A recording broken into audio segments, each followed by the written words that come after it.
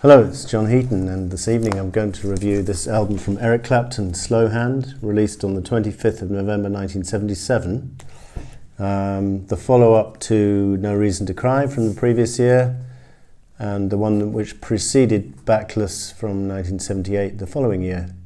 And I think this is only the second Clapton album I reviewed after Backless, although I did review Derek and the Dominoes' Layla album. So it's one of my top favourite Clapton solo albums.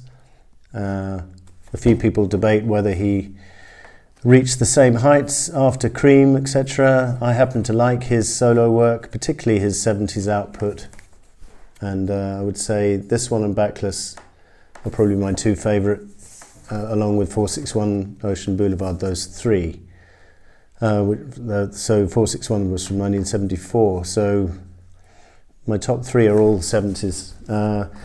I'm going through a bit of a Clapton phase right now, or in the last few months, because in July I was lucky enough to see him at Hyde Park in London, and as you might have heard, we've been having a particularly hot summer in England, and the weather was just perfect, the atmosphere was brilliant, and at the time of the concert England were in the semi-final of the football, so everyone was in a great mood. Eric Clapton was on stage doing a brilliant set, and it just was a very uplifting experience. I don't tend to like huge venues normally, but compare Hyde Park open air in the summer to like O2, for example, there's no comparison. It's a much nicer concert experience. So glad I did that, and also on the same bill was Steve Winwood and Santana, and Chaz and Dave and a few others. So this album cover opens up. Slowhand is a nickname for Clapton, which he acquired over the years, along with other nicknames such as God. Nice cover design there.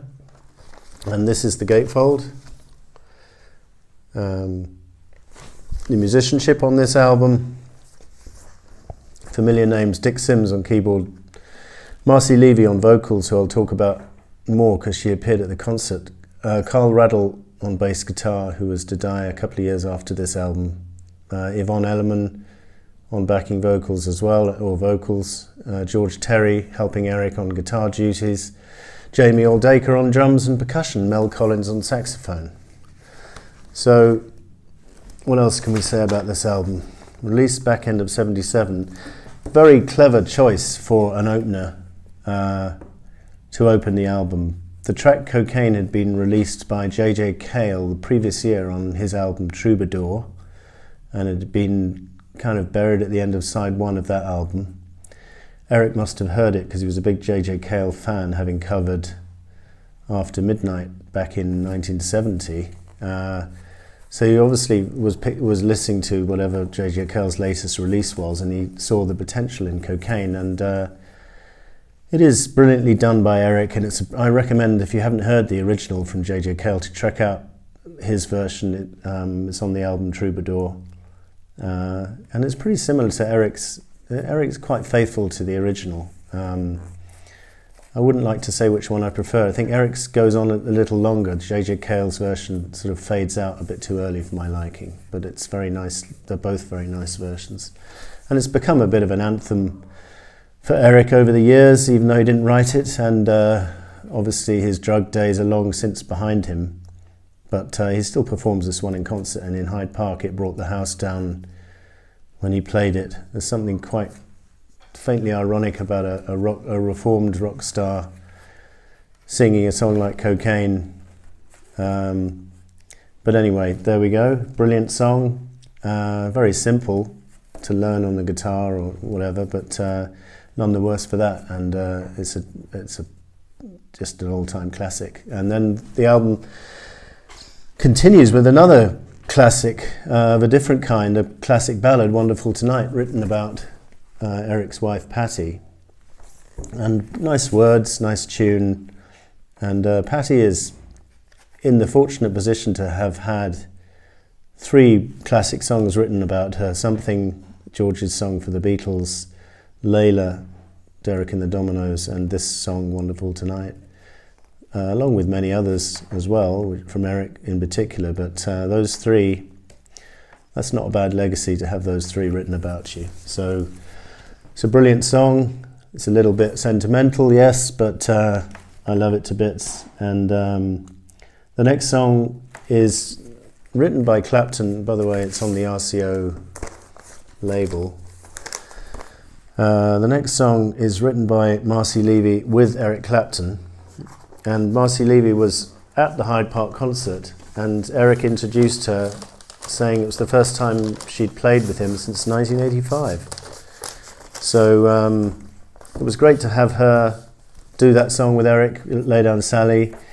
It's interesting to see how the groove of that song, even though it's written by Eric and Marcy, is very much J.J. Cale in feel. Very reminiscent of a couple of his songs and the kind of shuffle beat.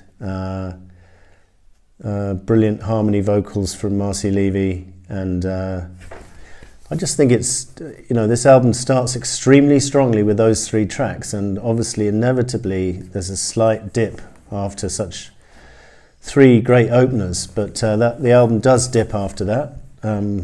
But I think they were probably right to put those three tracks first, because it really does pack quite a considerable punch to have them one following the other. Can't think of any.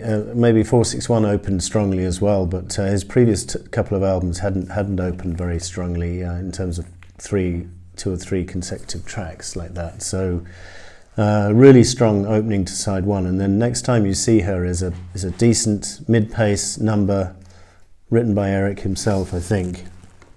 Yeah.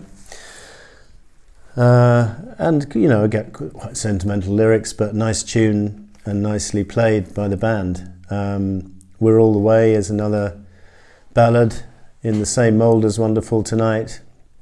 Not quite as timeless, but it's a little hidden gem on here. Not many people know it outside the Clapton fan base. It probably wasn't played on the radio or anything, and it's a nice one to discover if you haven't heard it. It's really nicely sung, and either Marcy or Yvonne is singing very nice backing vocals on that track. And then side two opens with the core, and again, noticeable for Marcy Levy's vocals. She not only sings harmony, but she sings the lead vocal on a couple of the verses, and she did that at Hyde Park. They did this song.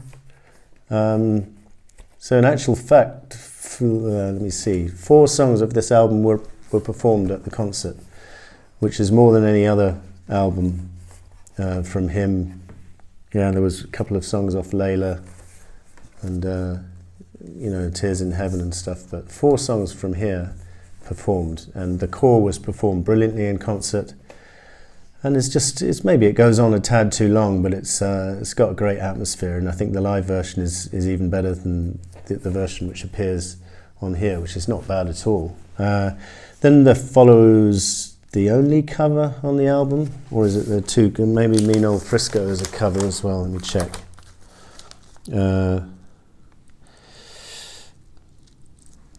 Yeah, Mean Old Frisco is written by.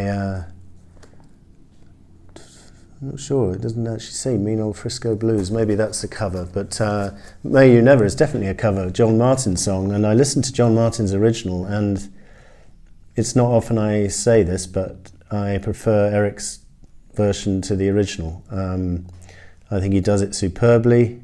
I think creates a nice rhythm, and the melody is enhanced more on this version than on John Martin's original. So I think it's a great choice of cover, and Eric's often been good at choosing cover versions on his albums. Not only does he take quite a few J.J. Cale songs to great effect, he's also covered other notable tracks like I Shot the Sheriff, and I think he did that track very well and probably bettered Bob Marley's original in my opinion. And then great version of Knocking on Heaven's Door, of course, the Bob Dylan song, which appeared as a single in '75. So he's always been good at choosing covers, and this is no exception. Mean Old Frisco is a kind of blues-based number, which is quite nice, a bit run-of-the-mill, but nothing wrong with it. And then the album finishes with a nice instrumental called Peaches and Diesel,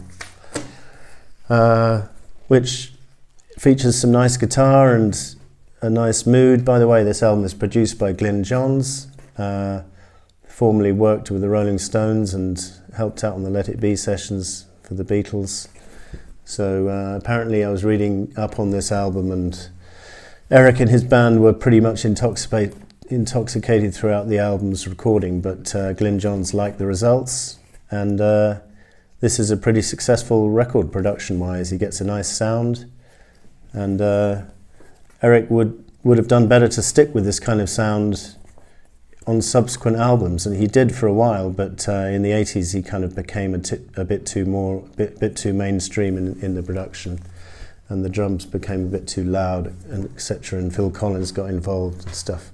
And I think the production suffered compared to these mid-70s albums, particularly this and Backless, very nicely produced. Forget who produced Backless, but Glyn Johns is producing this one. So that was Eric Clapton's Slowhand, and by the way, I want to show you the 35th anniversary double CD version, which not only has a considerably cleaner front cover than my vinyl, but it's got nice pictures and a booklet, and then it's got a concert from Hammersmith Odeon, April 25th, 77, but it was a good 6 months before the album came out, and not one track from Slowhand is performed, so it's a little bit of a strange bonus disc to have with this album as the deluxe edition. And the track listing for the live concert is Tell the Truth, Knocking on Heaven's Door, Steady Rolling Man, Can't Find My Way Home, Further On Up the Road, Stormy Monday, Badge, I Shot the Sheriff, and Layla. So I'm not sure if they couldn't find a concert with some Slowhand material on, but it's a little bit weird, that. And then there's some other bonus tracks on the first disc which are nothing to write home about. So, but the album itself, classic Clapton, middle of the road, yes, sentimental, yes, but very melodic, and it's one of his best. Check it out if you haven't already. Thanks for watching. See you next time.